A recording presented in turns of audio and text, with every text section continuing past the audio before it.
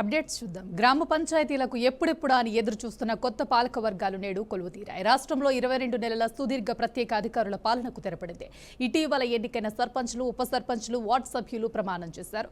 ఈ నేపథ్యంలో పంచాయతీరాజ్ శాఖ రూపొందించిన ప్రతిజ్ఞ చేశారు. వీటిని ఆయా గ్రామాలకు నియమించిన స్పెషల్ ఆఫీసర్లు చదివించి ప్రమాణ స్వీకారం చేయించారు. ఇక అక్కడక్కడ ప్రమాణ స్వీకారం కార్యక్రమంలో కాంగ్రెస్, బీఆర్ఎస్ మధ్య ఉద్రిక్తత చోటు చేసుకుంది. రాష్ట్ర వ్యాప్తంగా 12,702 గ్రామ పంచాయతీల సర్పంచ్లు, 1,11,803 వార్డుల సభ్యులు ఎన్నికయ్యారు.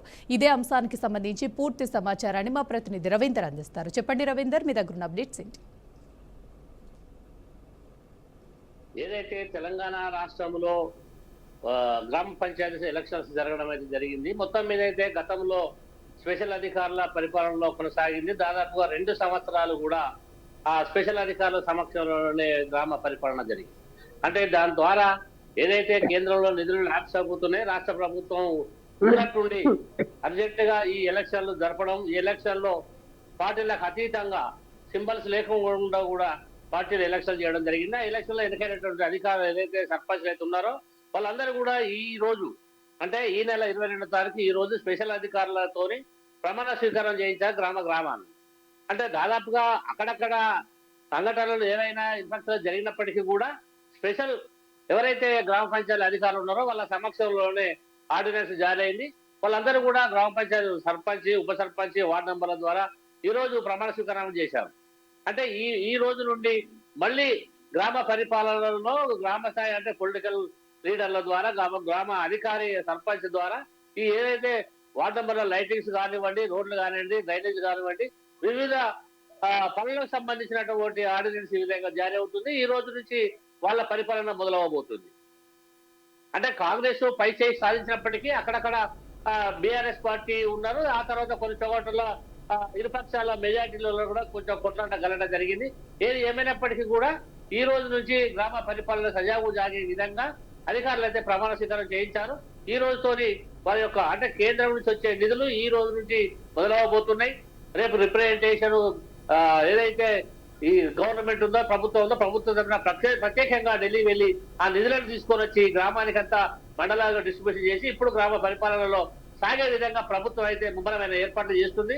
నిధులు కూడా ఎక్కడ దుర్వినియోగం కాకుండా, ఎక్కడ ల్యాబ్స్ కాకుండా కేంద్రం నుంచి వచ్చే నిధులన్నీ కూడా ఇప్పుడు ఆ గ్రామాలలో వెళ్ళి ఆ నిధులన్నీ డ్రైనేజ్ కానీ రకరకాలటువంటి పనులు పెండింగ్ ఉన్నాయి. అవన్నీ పూర్తి చేసే దిశగా రాష్ట్ర ప్రభుత్వం అయితే అడుగులు వేస్తూ ఈ రోజు నుంచి ప్రమాణ స్వీకారం చేసి వాళ్ళకైతే బాధ్యతలు అప్పగించి ఈ రోజు సరైన మార్గంలో నడిచే విధంగా ప్రభుత్వం ఏర్పాటు అయితే చేసింది.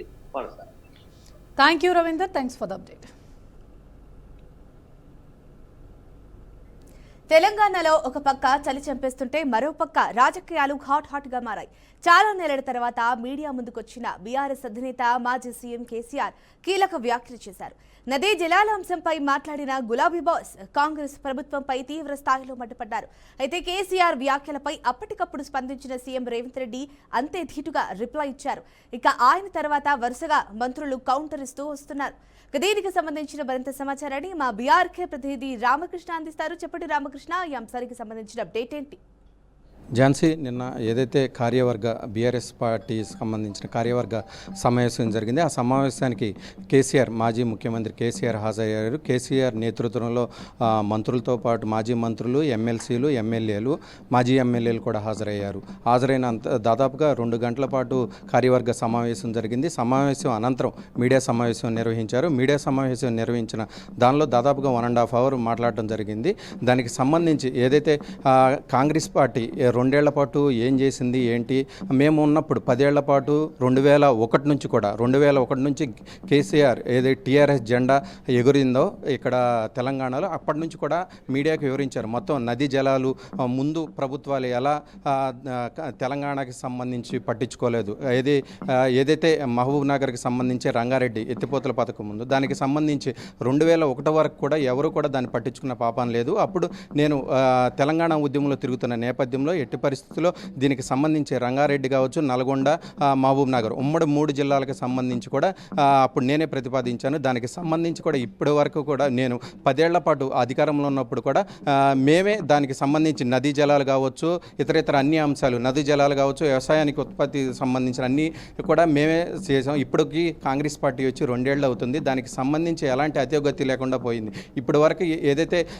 పాలమూరు ఎత్తిపోతల పథకం ఉందో దానికి సంబంధించి మేము 91 టీఎంసీలకి కేంద్రం దగ్గర ఒప్పుకుంటే కాంగ్రెస్ పార్టీ వచ్చిన తర్వాత ఉత్తమ్ కుమార్ రెడ్డి 45 టీఎంసీలకే దానికి ఒప్పుకున్నట్టుగా కూడా మొత్తం కూడా ప్రజల ముందు ఉంచుతున్నాం.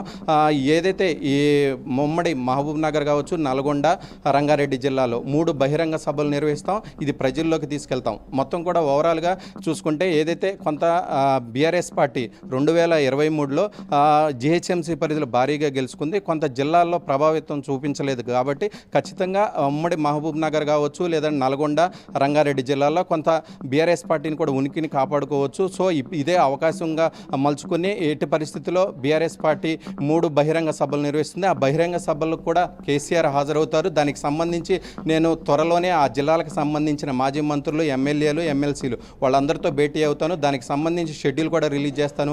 మొత్తం కూడా ఏదైతే రేవంత్ రెడ్డి చేస్తున్నటువంటి 2 సంవత్సరాల పరిపాలన ఏదైతే ఉందో దానికి సంబంధించి కూడా నేను ఇప్పటి వరకు ఏ విషయం గురించి కూడా మాట్లాడలేదు. 2 సంవత్సరాలు టైం ఇచ్చాను. 2 సంవత్సరాలు టైం ఇచ్చిన తర్వాత ఆంధ్ర, కృష్ణా, గోదావరి జలాలను దోచుకుని వెళ్తుంటే నిద్రపోతున్న ప్రభుత్వం ఇది.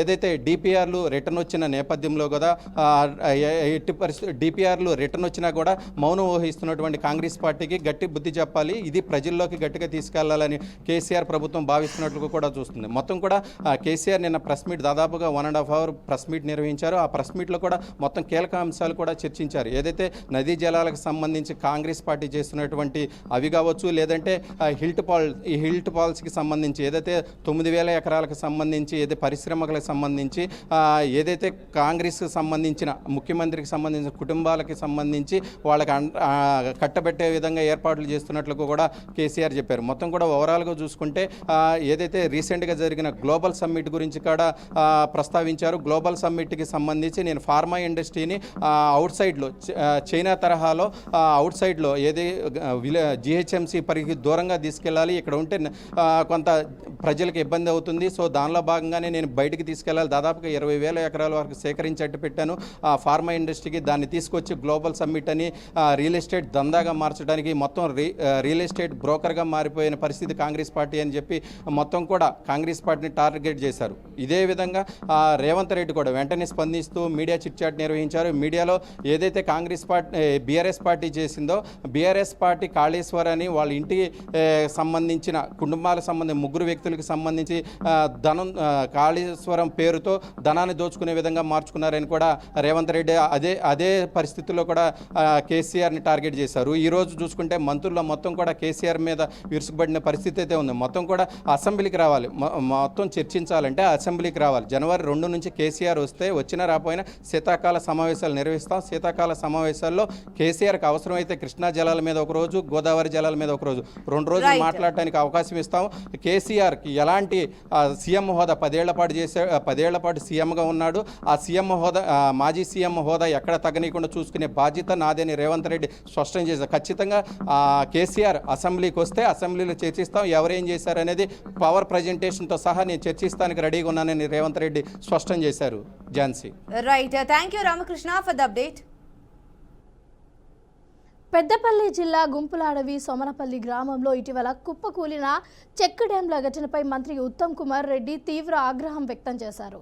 ఇక ఈ ఘటనను ప్రభుత్వం అత్యంత సీరియస్గా తీసుకుంది అని స్పష్టం చేస్తూ కూలిపోయిన చెక్ డ్యాంలపై విజిలెన్స్ విచారణకు ఆదేశాలు జారీ చేశారు. ఇక చెక్ డ్యాంలను నాసిరకంగా లేదా నాణ్యత లేమితో నిర్మించారా లేక ఎవరైనా కావాలని ధ్వంసం చేశారా అనే అంశాలపై సమగ్రంగా విచారణ చేపట్టాలి అని విజిలెన్స్ విభాగాన్ని మంత్రి ఆదేశించారు. ఇక విచారణలో బాధ్యులు ఎవరో తెలిస్తే వారిపై కఠిన చర్యలు తప్పవు అని హెచ్చరించారు. ఇక ఇదే అంశానికి సంబంధించి పూర్తి సమాచారాన్ని మా ప్రతినిధి శ్రీనివాస్ అందిస్తారు. శ్రీనివాస్, చెప్పండి.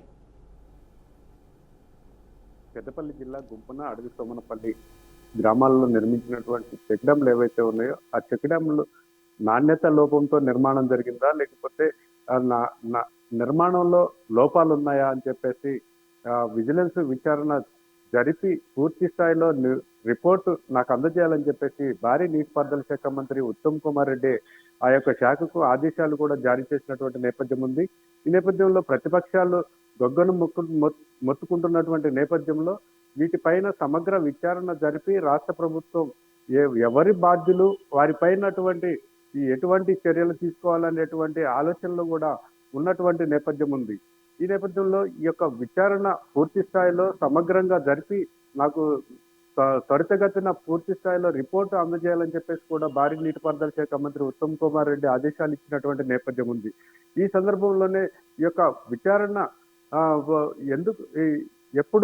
ఎప్పటి వరకు రిపోర్ట్ ఇస్తారని చెప్పేసి కూడా విజిలెన్స్ ఆ శాఖను ఉత్తమ్ కుమార్ రెడ్డి కోరినట్టుగా కూడా తెలుస్తుంది. ఈ నేపథ్యంలోనే ఈ యొక్క చెక్ డ్యాములకు రాష్ట్రంలో ఉన్నటువంటి చెక్ డ్యాములు ఎక్కడెక్కడ ఉన్నాయి, భారీ ప్రాజెక్టులకు కావచ్చు, చెక్ డ్యాములకు కావచ్చు, వాటికి కావాల్సినటువంటి రక్షణ చర్యలపైన కూడా ఆ యొక్క చర్యలు తీసుకునేటందుకు ఈ యొక్క ముందుకు రావాలని చెప్పేసి కూడా ఆ యొక్క శాఖ అధికారులను కూడా ఆదేశించినటువంటి నేపథ్యం ఉన్నదని కూడా తెలుస్తోంది. For the update Srinivas. మిగిలిన అప్డేట్స్ చూద్దాం. తెలుగు సినీ పరిశ్రమ ఎదుర్కొంటున్న సమస్యలపై త్వరలో ఏపీ ప్రభుత్వం కీలక సమావేశం నిర్వహించనుంది. మొదట సినిమాటోగ్రఫీ, హోంశాఖల నేతృత్వంలో ఉన్నతాధికారులతో ప్రత్యేక సమావేశం జరగనుంది. ఈ సమావేశంలో ప్రధానంగా సినిమా టికెట్ రేట్ల అంశంపై చర్చ జరగనుంది. ప్రత్యేకంగా ఏపీలో షూటింగ్ నిర్వహించే సినిమాలు, అలాగే హై బడ్జెట్ సినిమాలు టికెట్ ధరలపై సమగ్రంగా చర్చించనున్నారు. ఉన్నతాధికారుల సమావేశం అనంతరం సినీ ప్రముఖులతో మరో విడత సమావేశం ఏర్పాటు చేయనున్నారు. ఈ సమావేశాలకు సంబంధించిన తేదీలను త్వరలోనే ప్రకటిస్తామని మంత్రి కందుల దుర్గేష్ వెల్లడించారు. ఇదే అంశానికి సంబంధించి పూర్తి సమాచారాన్ని మా రీజనల్ కోఆర్డినేటర్ శివరాజేష్ అందిస్తారు. చెప్పండి.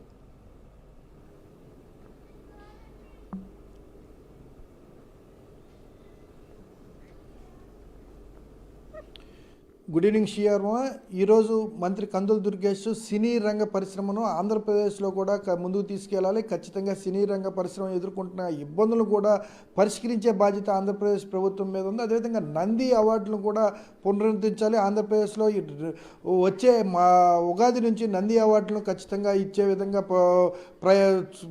ప్రయత్నాలు చేస్తున్నాం. అదేవిధంగా నంది అవార్డులకు సంబంధించిన ఎంపిక కూడా ఏ విధంగా తీసుకోవాలనే అంశాల మీద సినీ రంగ పరిశ్రమ పెద్దలతో కూర్చొని మేము సమావేశం అవుతాం అనేసి చేశారు. అయితే ఇప్పటికే సినీ రంగం పరిశ్రమ ఎదుర్కొంటున్న ఇబ్బందుల మీద ఖచ్చితంగా ఒక ప్రణాళికాబద్ధంగా ముందుకెళ్లే దిశగా ఆంధ్రప్రదేశ్ ప్రభుత్వం ఉందని, అందుకు ముందస్తుగా పోలీస్ శాఖతో అదేవిధంగా ఇతర శాఖలతో సమావేశమై సినీ రంగ పరిశ్రమకు ఆంధ్రప్రదేశ్ ప్రభుత్వం ఏ విధమైన సహాయ సహకారాలు అందించగలదు, దానివల్ల వాళ్ళకు ఉపయోగం ఏందనే అంశాల మీద చర్చలు జరుపుకొని ఆ తర్వాత సినీ రంగ పరిశ్రమ పెద్దలతో కూడా భేటీ కానున్నట్టు ఈరోజు మంత్రి కందుల దుర్గేష్ స్పష్టంగా తెలియజేశారు. అయితే ప్రధానంగా చూసుకుంటే ఆంధ్రప్రదేశ్ విభజన తర్వాత, ఏదైతే సమైకాంధ్ర విభజన తర్వాత ఆంధ్రప్రదేశ్లో చూసుకుంటే నంది అవార్డులు అనే కార్యక్రమాన్ని పూర్తిగా నిలిపివేయడం జరిగింది. అయితే దానికి సంబంధించి పునరుద్ధరించి ఆ కార్యక్రమాన్ని ఆంధ్రప్రదేశ్లో సినీ రంగ అభివృద్ధిని ప్రోత్సహించే క్రమంగా నంది అవార్డులు కూడా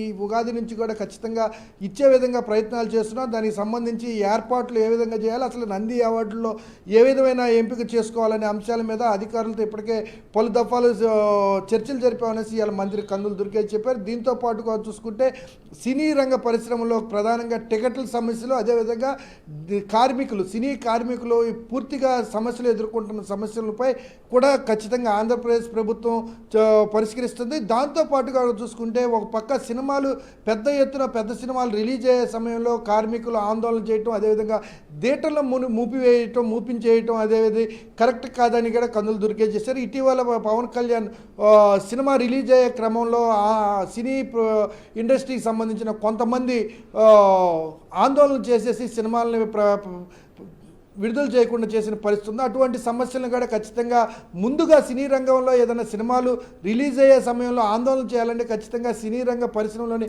పెద్దలకు తెలియజేస్తే ఆ సమస్య పరిష్కారం అయ్యేదా లేదా చూసుకొని ఆ తర్వాత ఆ సినిమాలు రిలీజ్ చేసుకునే పరిస్థితి ఉంది. అందుకు భిన్నంగా సినీ రంగ పరిశ్రమ ఉంది.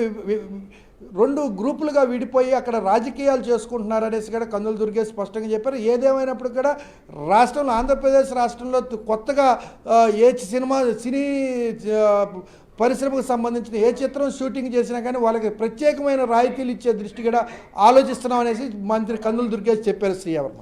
Thank you Sivarajesh. Thanks for the update. Palnadu జిల్లాలో దారుణం చోటు చేసుకుంది. దుర్గి మండలంలోని అడిగొప్పల గ్రామంలో జంట హత్యలు కలవరం పుట్టించాయి. కొత్త శ్రీరామ్మూర్తి, కొత్త హనుమంతరావు అనే ఇద్దరు అన్నదమ్ములు దారుణంగా హత్యకు గురయ్యారు. గుర్తు తెలియని దుండగులు పథకం రచించి కాపు కాచి ఈ దారుణానికి పాల్పడ్డారని స్థానికులు చర్చించుకుంటున్నారు. దీనికి సంబంధించిన మరింత సమాచారాన్ని మా బీఆర్కే ప్రతినిధి సువర్ణబాబు అందిస్తారు. సువర్ణబాబు, చెప్పండి, అంశానికి సంబంధించిన అప్డేట్ ఏంటి? పల్నాడు జిల్లా మాచర్ల నియోజకవర్గం దుర్గి మండలంలో నిన్న ఆదివారం అర్ధరాత్రి అయితే జంట హత్యలు కలకలం రేపింది అనుకోవచ్చు. ఇది ఈ అన్న హనుమంతరావు, తమ్ముడు శ్రీరామ్మూర్తి ఇరువురిని ఒకటే కుటుంబ సభ్యులు అవడంతో వారికి ఈ కుటుంబంలోనే ఒక విషాదం చోటు చేసుకుంది అనుకోవచ్చు. ఇది అతను సుమారుగా ఒక 20 రోజుల క్రితం చూసుకున్నట్లయితే శ్రీరామ్మూర్తి, హనుమంతరావు మరియు యాగంటి నరేష్ వారి అత్తగారిని కొట్టడం తోటి ఆ శ్రీరామ్మూర్తికి హనుమంతరావు ఏదో పగ పెంచుకొని మరి నిన్న పథకం ప్రకారం హత్య చేసినట్లయితే తెలుస్తుంది. గతంలో చూసుకున్నట్లయితే మాచర్ల నియోజకవర్గంలో వీరికి హనుమంతరావు యాగంటి నరేష్ వీరి కుటుంబ సభ్యులు ఒకటే సామాజిక వర్గం అయినప్పటికీ కూడా వీరికి ఆధిపత్య పోరు కూడా ఉండటంతో వీరిపై వారికి వీరి కుటుంబానికి వారి కుటుంబానికి కలహాలు ఉండటంతో ఒకటే సామాజిక వారు అయినప్పటికీ ఒకటే పార్టీ అయినప్పటికీ కూడా మీ మధ్య ఎందుకు విభేదాలు కలుగుతున్నాయి, మీ మధ్య ఎందుకు స్థానికంగా గొడవలు అవుతున్నాయి అని చెప్పేసి అని కూడా మాచర్ల నియోజకవర్గం ఎమ్మెల్యే పిలిచి ప్రజా దర్బార్కు మరియు పిలిపించి వారిని అరవడం అయితే జరిగింది. ఓ పక్క చూసుకున్నట్లయితే దీనికి సంబంధించి అయితే మాత్రం తక్షణ ఆమె స్పందించి ఇక్కడ పల్నాడు జిల్లా ఇన్ఛార్జ్ మంత్రి అయిన విద్యుత్ శాఖ మంత్రి గొట్టుపాటి రవికుమార్ ఎస్పీతో మాట్లాడి ఈ టీడీపీ కార్యకర్తలు అయినప్పటికీ కూడా హత్యకి ఎవరైతే కారణమైతే ఉన్నారో వారిని టీడీపీ నాయకులు అయినప్పటికీ కూడా వారిని అమ్మటే వాటిపై కఠిన చర్యలు తీసుకోవాలని చెప్పేసి అని ఎస్పీకి ఆదేశాలు జారీ చేయడం అయితే తెలిసింది. Right, thank you Suvarnababu for the update. ఇవి 686 అప్డేట్స్. మరిన్ని అప్డేట్స్ కోసం చూస్తూనే ఉండండి బీఆర్కే న్యూస్, తెలుగుడి సత్తా.